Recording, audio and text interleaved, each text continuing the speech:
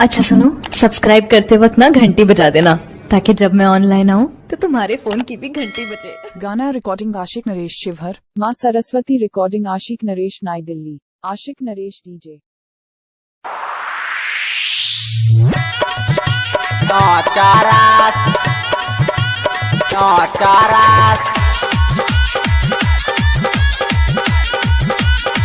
वल चाल माल सैया चारात पोछता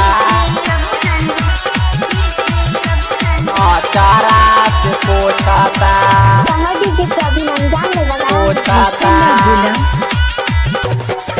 नैहर मरल से हमरो यार रे देह करता के दर्द हमार रे देह करता के दर्द हमार रे नैहर मरल से हमरो यार रे देह करता के दर्द हमार रे नैहर मरल से हमरो यार रे देह करता के दर्द हमार रे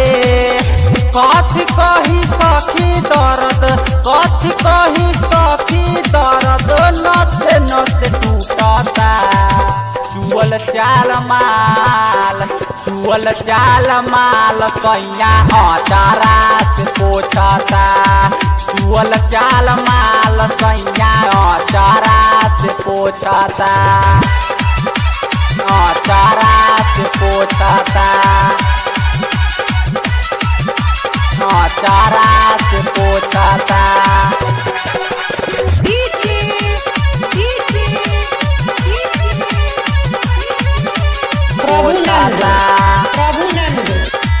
चारात पोछता चढ़ल हमर जबनिया ससुरा कटे नरतिया देखी के सैया रहनिया हर केला हमर छतिया हर केला हमर छतिया चारात पोछता चढ़ल हमर जबनिया ससुरा कटे नरतिया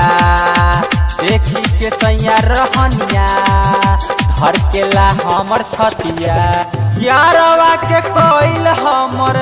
यारवा के कोइल हमर देह मोर टूटता चुअल चाल माल सैया चारात पोछता चुअल चाल माल सैया चारात पोछता चुअल चाल माल सैया चारात पोछता चारात पोछता राइटर दिनेश के कोइल का ससुरा हमरा बते नैहर के यारवा देखी हमरा रोए चारात पोछता राइटर दिनेश के कोइल का ससुरा हमरा बते नैहर के यारवा देखी हमरा रोए